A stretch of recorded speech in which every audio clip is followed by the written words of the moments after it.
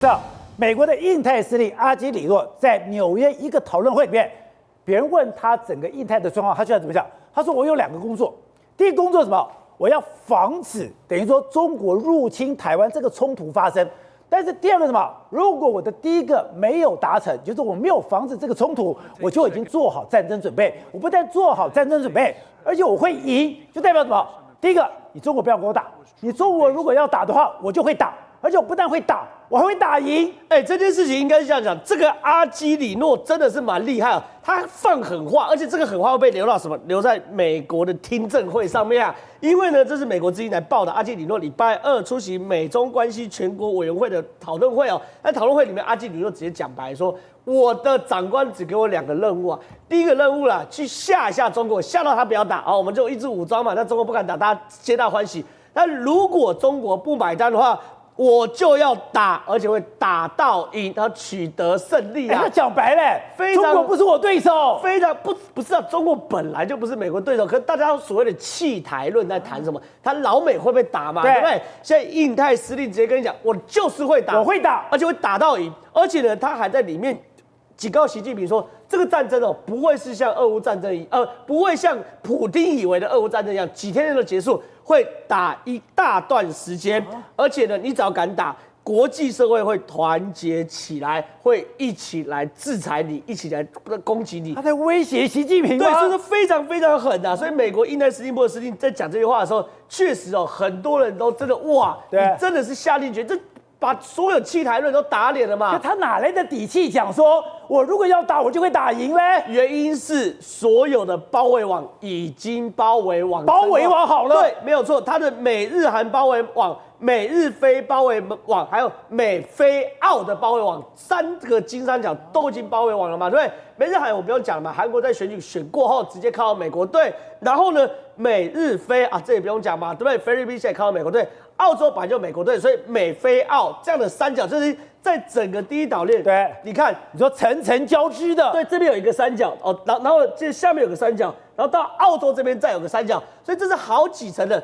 所以第一岛链的包围网，坦白讲已经完成了。而且呢，美国除了在这包围网做包围战，在这个第一岛链它还干嘛？还搭起了核保护伞呐！这个核保护伞是什么？他们说美国跟日韩都有协议，如果这2个国家被攻击，尤其是核攻击的话，美国会用核子弹打回去嘛？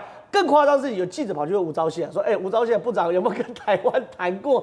吴钊燮说：“台湾有没有在核保护伞底下？”对，然后吴钊燮有谈过，但是细节不能跟你讲，不可能说不要嘛。跟台湾谈过核保护伞，吴钊燮说有谈过，但是细节不能讲。可是很简单，我美国问，台湾我要拉个保护伞，你要不要在里面？我不可能说不要嘛，对吧？还说不用，我淋雨，不可能嘛。那整个核保护伞在第一岛链已经完全撑起来了。另外，对于美国来说，我打仗，我打的不是战争，打的是后勤嘛，对不对？俄乌战争就知道拼气场嘛。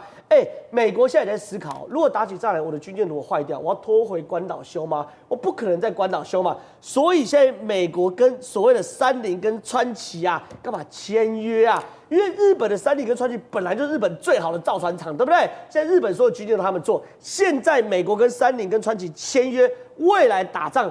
超过20款以上的军舰在这边日本可以就地维修。那 F16在哪里修？在台湾维修嘛，对不对？那这个就地维修嘛，所以这个交织的已经是完成了嘛，就是到底在哪里后期、哪里保障、哪里这个维修都已经有了嘛，对不对？然后呢，现在美国第7舰队其实一直不是完全体啊。什么叫完全体？美国第7舰有一艘航空母舰一直在大修，叫做乔治华盛顿号。乔治华盛顿号现在维修了6年哦，这6年是什么？是大升级，因为一艘航母的这个寿命大概是50年左右，所以它不会每一年都修嘛。它是中期的时候会做一次大改款，你的燃料棒会重弄，你的系统会重改，然后你的所有界面变成数位，就是会全部重弄。乔治华盛顿号做了6年哦，现在终于已经完成了。他回到第7舰队，对，2024年会移到横须贺啊，来日本这边去做进驻。换句话说，美军也在抢时间啊，抢什么时间？我要在中国动手之前，我的第7舰队所有的成员要用最好的状态来面对你中国的打仗嘛，对不对？所以你可以看到乔治华盛顿号的布局哦，也 OK 了。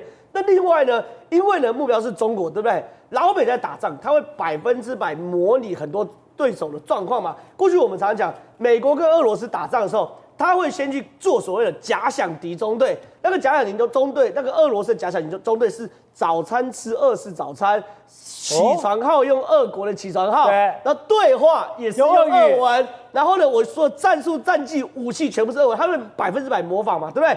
现在美国也成立了中国的假想敌中队啊。这个假想敌中队，假想敌中队完全以中国为主。对，这个假想敌中队很厉害哦，它是所谓的 F-16C 跟 F-35A 来做假想敌哦。F-16C 去模拟歼20哦，你看多不给中国面，中国一直觉得歼20是这个第5代战机，对不对？拍摄用4.5代来模拟，然后呢 F-35A 去模拟歼31哦，他就认为歼31可能有第5代战机的可能，所以你看、哦，美国是用最高规格去模拟哦。那未来这些所谓假想敌中队，就是以中国的指令、中国的战术来去做模拟嘛。所以对于美国来说，我几乎所有能做的事情都做了。所以现在这个美国印太司令，我觉得他说2个任务：一，防止冲突发生；二，如果冲突发生了，我要保证战斗，而且打到赢，确实是有机会的。好，所以董事长你讲，这个美国印太司令阿基里诺，在这个这个讨论会里面，我只有2个任务，第一个是防止冲突的发生，如果第一个没有达成，我就要投入战斗，而且我会取得胜利。你说这个是被放的，这是美国军方要他放出来的，这是对中国的一个最后的警告。这个话是战略层次的发言哈。其实现在刚好给台湾的政客跟台湾总统候选人一个非常好的一个参考，因为我们那个总统候选人3个人，但2个人都在讲说台湾要备战而不求战。现在刚好这句话，他就告诉你，我是在备战，然后备战不成的话，备战不成的话，我也应战。但你要看到他那句话，你重新再拿翻来那句话，我们把那个话来解读一下。你看他第一个，他防止这一场入侵台湾的冲突的发生。好，那问题他怎么防止？威吓，他一定是他的威慑力的，他的威慑力要能够展现出来，而更重要的，要让习近平相信他的威慑力是有力量的。对，所以他不但给你看到，而且要你相信他这个是事实。那他怎么展现？我的2害2也来了，我的航空母舰也来了，那都是我们看到的。还有，那都是我们看到的，还有我们大部分是我们看不到的东西，就是他有把握，我这个威慑力是你看得懂，让你看得到，然后呢，我一旦开始发动，你一开始发动攻击的时候，你立刻你会被碰到我第2轮的我要取得胜利的可能性。对，就是说他的备战能力跟他的备战的细节。他通通都已经让对方知道了，这个我们不知道，因为军事对军事有很多机密的东西，它可能是卫星的东西，可能是雷达的东西，可是平常很多小的东西，平常的对阵，我们在台湾看到都是说啊，现在中共现在解放军的飞机飞到我们西南空域，每天飞多少？那个老美根本你看到没有，连干扰都不干扰他，理都不理你，为什么不理他？为什么？因为他知道打仗它不会存在。打仗不会存在，不可能飞过来的，就算把你打掉了嘛。你要飞西南空域，飞个鬼头啊！他一定有别的方法对付他。对，所以今天这个印太司令这个阿基里诺，他在公开在这个论坛上放这个话的同时，其实他们在行为上或在行动上，已经不断的每一次重复的，不是用口说的。他是用军事演习的方法，他用各种资讯的方法，让解放军知道你必败，对，然后你要确信你会被我打败。他如果做不到这一点，让解放军知道他一定会败的话，解放军会不会冒险？会蠢动，会嘛？所以他一定要让取得习近平的信任，必败的信任这个事情。他才不敢冒险。对，这是他第一任务。对，第一任务，他要那这个东西就有很多的细节，所以我刚刚讲的备战这件事情，其实是配合着军事的作为跟演习各种中间互动沟通的过程当中，让你知道你完全没有机会，而且最重要的是要让敌方相信你。敌方确信你的能力是存在的，对，所以这个就是他们要做的第一个事情，我们看不懂。第二个就是说，如果失败了，因为你会不相信，还是硬搞，对，那我一定把你搞掉。他说，我就做好战斗准备，而且取得胜利。对，他就是但是跟你干了嘛。那第二件事情在全世界来看美军的话你不要怀疑啦，因为美军是全世界最会打仗的、最爱打仗的部队，他们最爱打。所以我刚才讲的第一件事情是最重要，就是美军用他的威慑力完成了他的备战的能力，对，然后更重要的是取得习近平的信任，让你不敢动，让你根本不敢动的可能性，从念头上都把它丧失掉，这才是备战的定义，这才是不战而屈人之兵。对，所以因为我当赖清德当我们的柯文哲这些总统候选人在谈备战2个字的时候，必须要把这个印太司令的这一段话作为详细的叙述，才能够完整的让台湾的国民了解。哦，是因为他有看到这些东西，不敢动了。对，这才有意义的备战，否则变成口号式的发言。而且他也讲说，这个战争不会像普丁认为的这个像俄乌战争一下就结束掉，会没完没了。没完没了是你在台湾没完没了，还是你在中国没完没了？我现在讲很简单的一个事情呢，目前西方就北约，美国为首的北约要准备对俄罗斯的战场上的最后的终极目标，他们的战略目标设定到什么程度，你知道吗？他们要设定到要全面性的胜利，然后要让俄罗斯无核化，要把俄罗斯的核弹全部一次把它解决掉，让你丧失发动核战的能力。对，这是现在目前最新的目标。那如果说相同的逻辑的话，他会对中国一样啊！你要敢打，我一定打到这个结果才有意义啊！否则的话，你随时可以拿这个反扑，你用核威胁，你用核威慑嘛，核威慑永远存在的话，你就会蠢动嘛。他现在说一个最后的结果，把你的核威慑彻底解除掉，你根本没有威胁欧洲的能力嘛。对，这是最根本解决。他不达到根本解决的话，他发动战争没有意义啊。他去应战花那么多钱根本没有意义啊。对，所以他目前对俄罗斯的这个例子，他要提到俄乌战争嘛，他就跟你讲，如果你打了结果的话，我会把你打到什么程度，否则我也不会停啊。因为这不是中方的解放军的意愿问题啊，是我一旦应战的话，我不打到我的战略目标的话，我们这个作战就变成没有意义了嘛。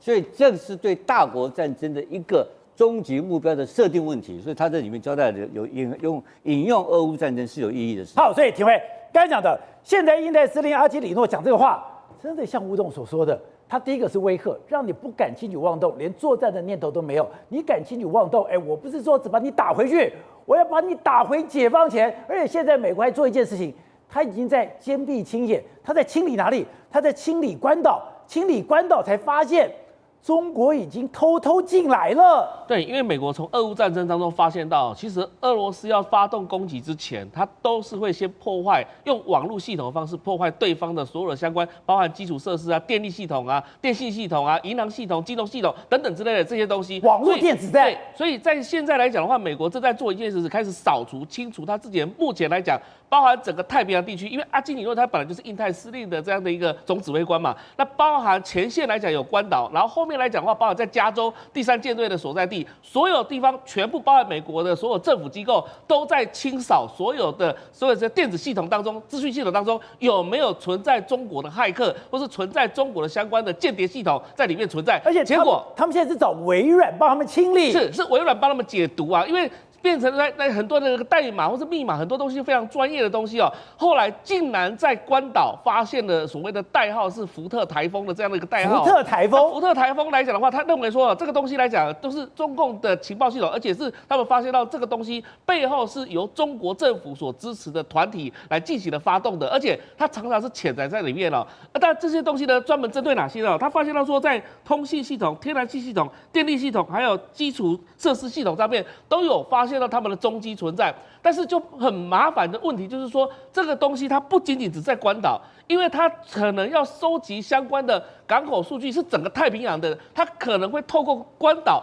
跑到夏威夷或是跑到其他地方去，那这些东西又跟五眼联盟的这个情报系统又有关系的，所以现在来讲非常棘手的原因哦，因为这个事情被《纽约时报》所披露出来的原因，主要是让中国已经在关岛放了木马城市，或者放了蠕虫，反正我就已经放了安装，这个安装叫做福特风暴，它是随时在战争的时候，我要让整个关岛全面停止的。是，那包含这个所有的军事基地，因为你知道所有港口的相关的设施，还有相关的这个指挥体系来讲的话，这个最重要的就是海军嘛、空军嘛这些东西。那这些透过关岛再拓展到其他地方，所以它不是只有针对关岛。那拓展到其他地方去，其实最大的目的，《纽约时报》讲说是针对台湾来的。那为什么是针对台湾来的？因为你必须要先把后面破坏掉之后，让美国没办法去驰援台湾嘛，所以这是最基本的一个概念。所以现在来讲，他认为中共都已经早就在很多美国的机构在潜伏在里面，透过骇客系统，透过这样的一个资讯系统，